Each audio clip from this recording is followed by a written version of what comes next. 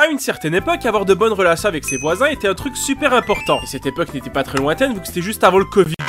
Waouh! Je crois que je vais laisser ce mot passer. On n'y pense pas assez, mais en prenant une perspective sociologique, ce virus a énormément détruit les relations qu'on pouvait avoir avec les gens, et a même changé notre manière d'être. Bon, bien évidemment pas pour tout le monde, mais c'est prouvé qu'en majorité nous sommes devenus plus individualistes, qu'on a beaucoup plus peur du contact des autres, qu'on fait des trucs qui avant cette période auraient été complètement insensés et même débiles à certains moments. Comme par exemple, maintenant des gens sont capables d'attendre toute une journée sans aller aux toilettes ou manger pour qu'un mec leur donne une carte bancaire sur Snapchat, alors qu'à la place d'attendre comme de gros puants devant leur téléphone, ils auraient pu aller travailler et se faire de l'argent d'une manière beaucoup plus noble. Et malheureusement, on ne peut rien y faire. Le monde change et changera même sans nous. Ouais, mais je suis encore un enfant, je peux pas aller travailler pour me faire de l'argent. Quoi? Je me rappelle qu'à l'époque, lorsqu'on avait déménagé dans l'appartement de mes parents, pendant toute une semaine, des gens du voisinage venaient nous voir pour nous souhaiter la bienvenue, en nous donnant du chocolat ou des biscuits, et tout ça sans qu'ils soient guidés par des préjugés ou la peur de voir des gens différents d'eux. Et c'était incroyable! On nous avait même donné du miel qui venait d'une ferme hors de Montréal. Je pourrais me baigner dans du miel. Mais aujourd'hui, lorsque tu déménages dans un nouveau voisinage... Pah! Des gens violets, je les déteste. Je n'ai jamais eu d'interaction négative avec eux dans ma vie, mais je les trouve si bizarres et dangereux. Et vu que je n'ai pas le courage d'exprimer ce que je ressens devant eux, je vais aller déchaîner cette haine sur Twitter, ce qui me donnera un sentiment de supériorité que je n'arrive pas à avoir dans la vraie vie. C'est quoi ce truc? Ne regarde pas derrière toi. Ok...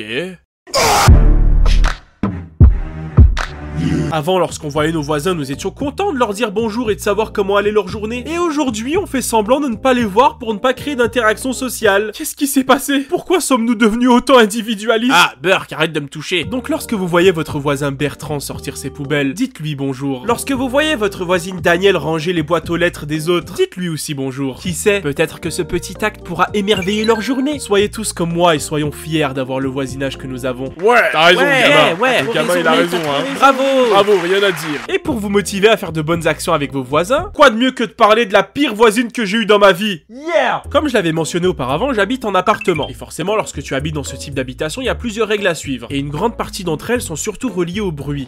Par exemple, ne pas faire beaucoup de bruit après 22h, marcher et parler tranquillement dans les escaliers, ne pas gueuler constamment chez soi. Mais t'es en train de le faire là. Ouais, mais moi c'est parce que je suis... cool.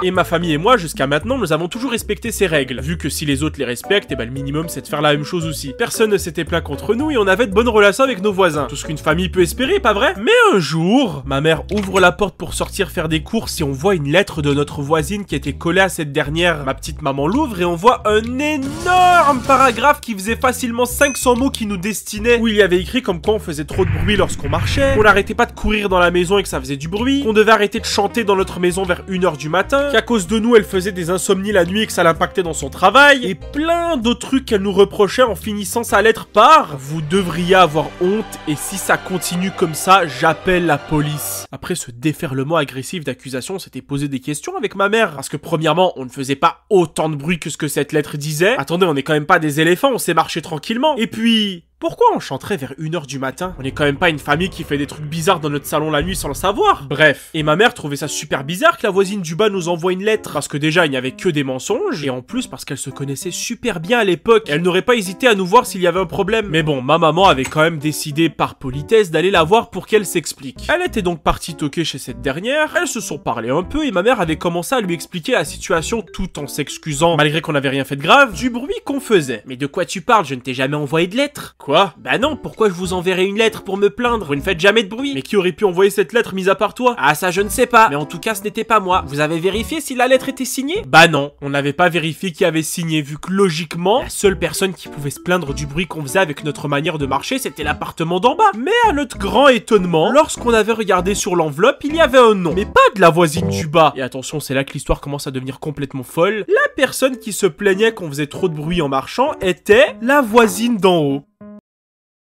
Mais elle se fout de notre gueule. Donc attendez, logiquement lorsqu'on marche c'est sur le sol de notre appartement, hein. Le sol, il est directement connecté au plafond de la voisine du bas, pas vrai? Et bah comment la voisine du haut arrive à entendre nos pas qui sont d'après elle trop bruyants mais pas celles du bas? Ça ne fait aucun sens. Et les pseudo-scientifiques dans mes commentaires ne venaient même pas me dire que... c'est parce qu'en fait, lorsque vous marchez, l'impact du sol arrive à rebondir sur les parois du mur, ce qui fait que l'énergie produite se transmet directement au plafond. Non. Après s'être totalement moqué de la voisine du haut avec ma mère, on avait juste décidé de l'ignorer l'ignorer, parce qu'on pensait qu'elle avait juste besoin d'attention. Ce n'est pas la première fois que des gens se créent des problèmes juste pour avoir un petit peu plus de piment dans leur misérable vie. Et dans le meilleur des mondes, ça se serait sûrement arrêté là. Mais pas pour nous. À chaque fois qu'on la croisait, elle nous lançait de gros regards remplis de haine. Et elle nous avait même envoyé durant la semaine 4 autres lettres complètement identiques à la première qui étaient toutes écrites à la main. À la main. Ça veut dire que la meuf, chaque soir avant de dormir, elle se posait et réécrivait en entier tout son blablabla pour ensuite le coller sur notre porte comme un gobelin lorsque nous étions pas là. Est-ce que ça ne choque que moi qu'elle soit autant déterminée avec ses lettres? Et j'aurais aimé que ça ne soit que ça. Parce que lorsqu'elle a vu qu'on l'ignorait complètement, un jour elle avait décidé de nous pourrir la vie en faisant elle-même du bruit. Elle courait dans sa maison, elle déplaçait des meubles, elle sautait partout. Elle faisait tellement de bruit que les murs tremblaient. C'était horrible si on voulait essayer de se concentrer. Mais c'était la goutte de trop. Parce que bon, c'est bien mignon de nous envoyer des lettres à chaque fois. Mais cette dame ne connaissait pas ma mère. Lorsqu'elle avait recommencé à faire du bruit lorsqu'on voulait se coucher, ma maman s'est levée pour aller